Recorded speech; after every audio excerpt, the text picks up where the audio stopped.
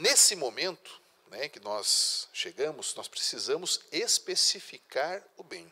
Fase importantíssima da nossa fase interna da licitação, né?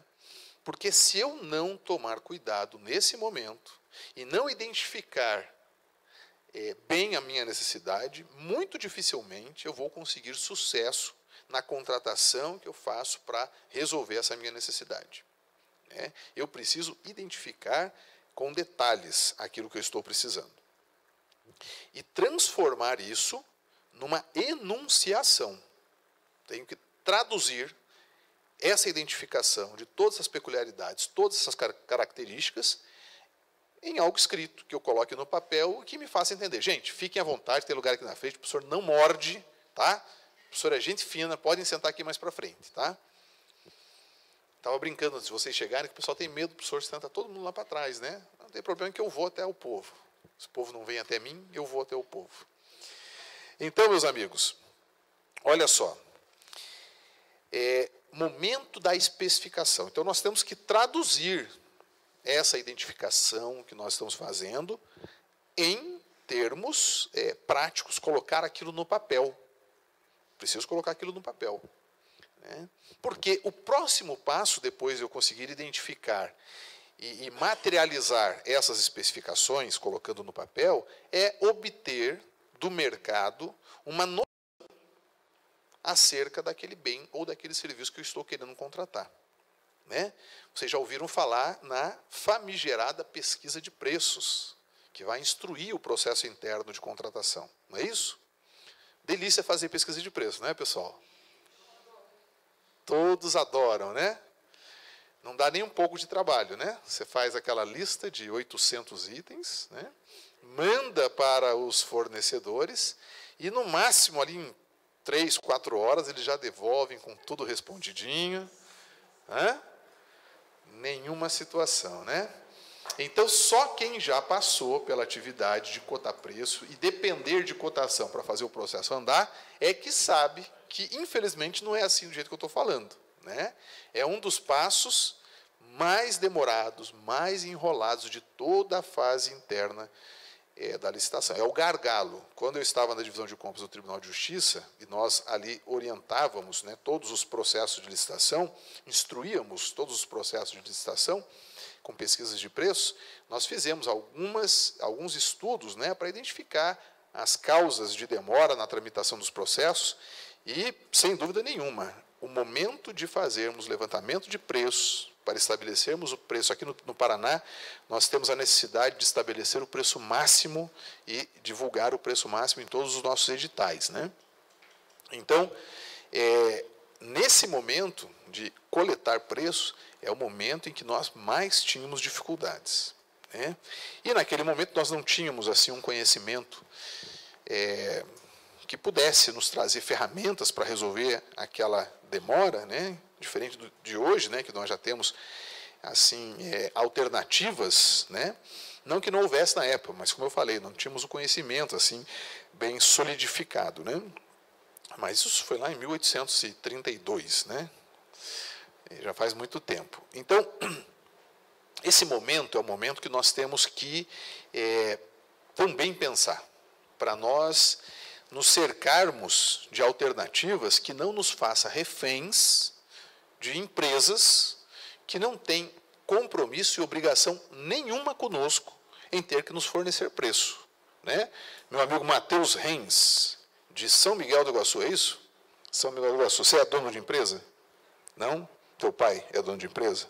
Também não. Tua mãe também não. Mas vamos dizer que você fosse dono de empresa, certo?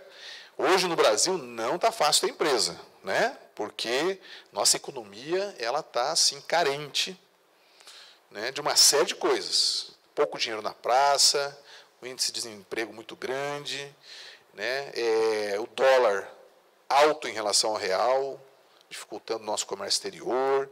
Então nós estamos passando por um momento que não é brincadeira. Aí a pessoa vai e monta uma empresa, um corajoso, Matheus, vai lá e monta uma empresa que vende para órgãos públicos. Lá no contrato social dele, o objeto social da empresa dele, vai do alfinete ao foguete, ele vende tudo. né?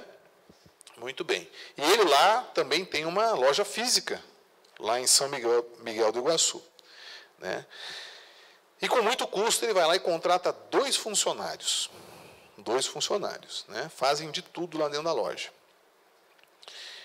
E aí, graças a Deus, o movimento não está tão bom, mas tem trabalho para os 2 funcionários. Eles ficam fazendo, às vezes, proposta, quando não estão vendendo no balcão, quando tem balcão, eles atendem no balcão. De repente, chega o pedido do Denis, com aqueles 800 itens, para o Matheus, via fax, né? Gasta um rolo inteiro de fax do Matheus, porque ele fica tentando passar, a ligação cai, ele começa a passar de novo, até que, finalmente, chegou o fax completo e você verifica lá os 800 itens que o Denis está querendo comprar. De imediato, você já vê que aquilo ali não vai ser, né, não vai configurar uma contratação direta. Há necessidade, você verifica pelas quantidades, pelos valores, de se fazer uma licitação. Você já está bem ambientado, né, com esse métier, então você já verifica que é necessário fazer uma licitação. Você tem 2 funcionários e você, os 2 ali, ó, suando o dia inteiro. Que hora que você vai tirar um funcionário do trabalho dele para vir atender a um pedido de orçamento do nosso amigo Denis? Provavelmente na hora que folgar, de alguma forma, ali os 2 trabalhadores, né, que trabalham com você, os 2 empregados, né, porque você não vai tirar ele da atividade fim dele para colocá-lo para fazer cotação, uma cotação que não vai gerar para você uma contratação direta, né? Na verdade, então, o Matheus, ao fazer uma lista pedida para o Denis, uma lista de preços, ele está prestando um favor para o Denis, está trabalhando de graça. Está trabalhando de graça. Qual é a pressa do Matheus em dar atendimento ao pedido do Denis? Ele tem alguma lei que imponha a ele o dever de restituir aqueles preços cotados dentro de um determinado tempo? Não tem. E por que ele vai fazer, então, isso assim com muita presteza e muita agilidade? Só se ele for amigo do Denis, ou, né, acordou de bem humor, né, de bom humor naquele dia, o sol está brilhando, os passarinhos cantando, e fala, hoje eu vou responder aqui uma cotação, né? Mas, do contrário, amigos, não tem porquê, né? Não tem porquê. Então, o mais natural é demorar nessa cotação. Ele faz na hora vaga, 3, 4 preços, sobrou mais um tempinho, ele vai lá e faz, e quando concluir, manda.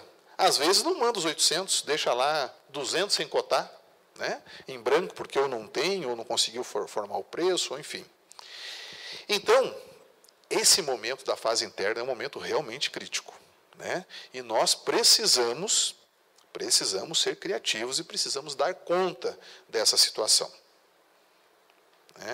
Então, hoje, nós temos algumas possibilidades de fazer com que esse passo da licitação ele caminhe com mais celeridade.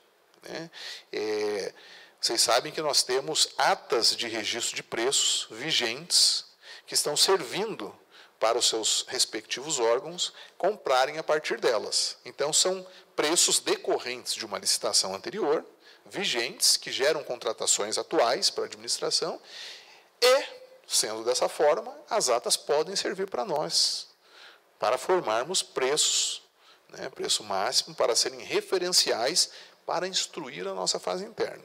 Então, é uma das possibilidades, nós buscarmos atas de preço, né, atas de registro de preços vigentes, né, que estão servindo para contratações atuais, para nos auxiliar nesse momento. Né? Uma das possibilidades. Né?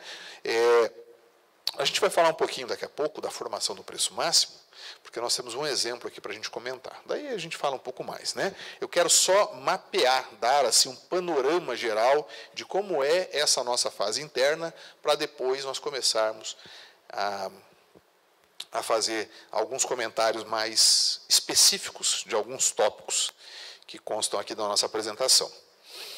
Muito bem. Então, digamos que conseguimos, então, obter, né, aqueles preços necessários para a gente fazer o preço referencial da nossa licitação ou da nossa contratação direta, ainda a ser definido, né?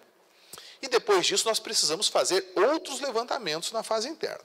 Então, olhando para o valor, nós já conseguimos identificar se o valor ele requer de nós uma licitação ou se nós podemos, eventualmente, fazer pelo inciso 2 do artigo 24, ou inciso 1 do artigo 24 da Lei 8.666, que teve recentemente alteração, né? Então, nós tivemos os limites de licitação alterados, já não são mais 8 e 15 mil reais, né? Eles foram alterados em 120%, né? Então, mais que dobrou em relação ao que era anteriormente. Muito bem.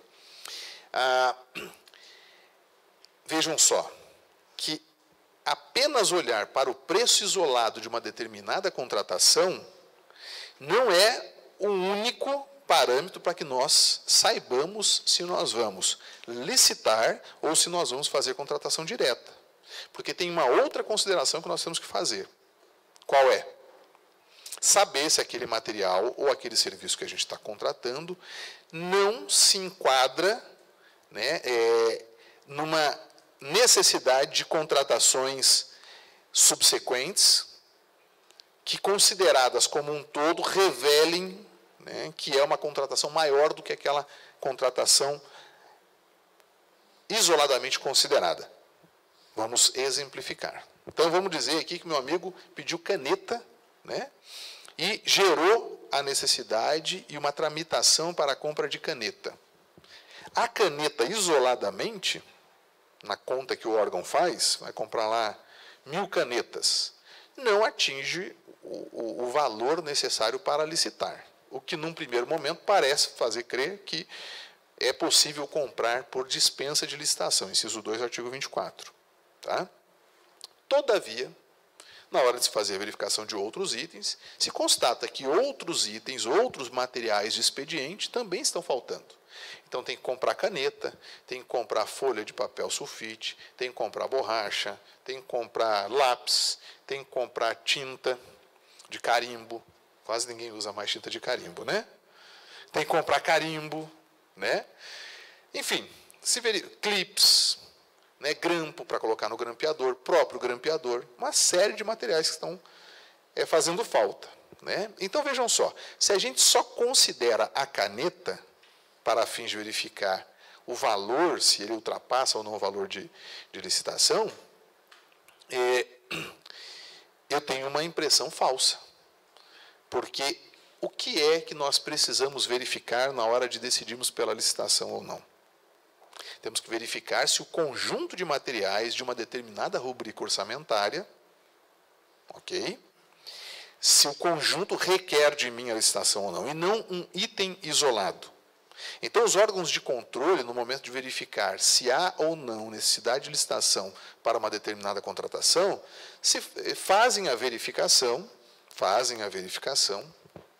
considerando o período anual, porque é o período da validade da lei orçamentária, dividindo os itens que vão ser adquiridos, contratados, nas rubricas orçamentárias, mais especificamente lá nos subitens da despesa. Ok? Então, todo bem público e todo serviço prestado ao poder público, ele é enquadrado numa rubrica orçamentária. Vocês sabiam disso? Meu amigo Júlio Júnior, você sabia disso? Que todo bem que existe lá na administração, seja ele permanente, de consumo, e todo serviço, ele é categorizado numa rubrica orçamentária? Não tinha ouvido falar disso ainda? E você, Carla, já tinha ouvido falar? Já, né? Então, vamos pensar aqui comigo, né, num item. Item alimentício. Tá?